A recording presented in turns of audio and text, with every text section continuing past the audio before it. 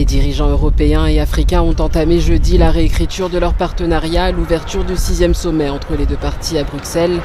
Mot de fin d'Emmanuel Macron après avoir énuméré les nombreux défis auxquels le continent africain est confronté. Faire de ces retrouvailles une réussite 5 ans après Abidjan. Le ton a été donné dès le départ par les leaders africains, aller au-delà des formulations théoriques et revoir les mécanismes qui ont jusqu'ici montré leurs limites. C'est un moment important pour bâtir un nouvel élan pour ce partenariat entre l'Union européenne et l'Union africaine. Mais il est certain que l'actualité internationale nous a amené à avoir il y a quelques instants une réunion informelle des membres du Conseil européen dédicacée à la situation qui concerne la Russie et l'Ukraine. Il y a 4 points que je souhaite mettre en évidence. C'est l'unité. L'unité sans faille. Union européenne, avec des partenaires, dans le cadre de l'OTAN également. C'est l'engagement pour la diplomatie. Nous voulons continuer à croire que les efforts diplomatiques peuvent finir par donner lieu à des résultats tangibles plus positifs. Mais c'est aussi, bien sûr, le soutien et le support pour l'Ukraine, la solidarité avec l'Ukraine qui a été exprimée une fois encore, et puis certainement la fermeté pour défendre nos valeurs, la fermeté et la préparation. Nous allons continuer à suivre de près la situation, mais cette réunion a été l'occasion de montrer que cette unité européenne, elle est forte, elle est sans faille, et que nous allons chaque fois agir pour protéger la paix, la sécurité, la stabilité. Nous allons aussi agir pour défendre nos valeurs. Nous allons aussi avoir l'occasion cet après-midi de démarrer ce sommet Union européenne-Union africaine. C'est un moment important parce qu'il y a 3 sujets qui vont être au cœur de ces débats. Le premier sujet, ce sont les principes fondamentaux qui vont fonder ce nouveau logiciel, ce nouveau paradigme pour le partenariat entre l'Union africaine et l'Union européenne. Respect mutuel, intérêt mutuel, gouvernance, soutien à l'initiative privée. Le deuxième sujet important, c'est la prospérité. Comment peut-on bâtir dans ces circonstances des espaces de prospérité en Europe, en Afrique, prenant en considération les défis du changement climatique, de la révolution digitale par exemple.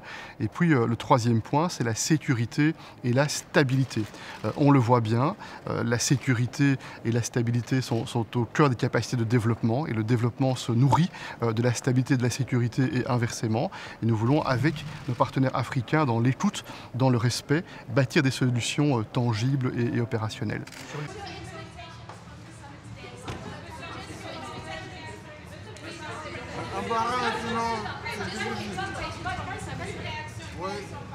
Non, je suis très heureux d'être là à Bruxelles pour le début de ce sommet attendu entre l'Europe et l'Afrique. C'est un sommet pour un nouveau départ, un partenariat rénové.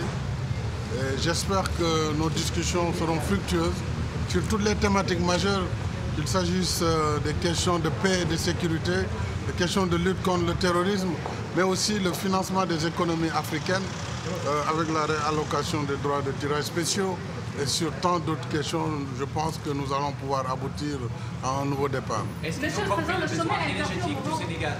Oui, sur la question de l'énergie, évidemment, nous avons des points de vue divergents, puisque l'Afrique considère qu'elle n'est pas responsable du réchauffement climatique. Elle émet moins de 4% de CO2. C'est un continent qui n'est pas industrialisé. Et donc, on ne peut pas exiger à ce continent de renoncer aux énergies fossiles, alors que ceux-là même qui sont les responsables de la pollution continuent encore à utiliser des sources plus énergétiques et plus polluantes. Donc à ce niveau, nous demandons simplement plus de justice climatique, c'est-à-dire un accompagnement sur une période de transition qui permette à l'Afrique de s'engager sur le non-réchauffement climatique, mais quand même de pouvoir donner de l'électricité aux 600 millions d'Africains qui n'en ont pas encore. Ouvrir de nouvelles perspectives dans les rapports avec l'Union européenne et avec le monde entier. Nous sommes entrés aujourd'hui dans une nouvelle phase de l'histoire. Il nous faut de nouvelles idées. Il nous faut également de nouveaux concepts. Et quelles nouvelles idées? Nouveaux idées et surtout permettre à la société civile, qualifiée de civile depuis mais permettre à être un acteur politique un acteur politique actif, et c'est un acteur politique actif, ce n'est plus la définition de Hegel ou de Gramsci ou de n'importe quel autre philosophe, c'est une nouvelle société, et d'ailleurs le monde entier est entré dans une nouvelle ère dans son histoire. Soyons au rendez-vous avec cette nouvelle histoire.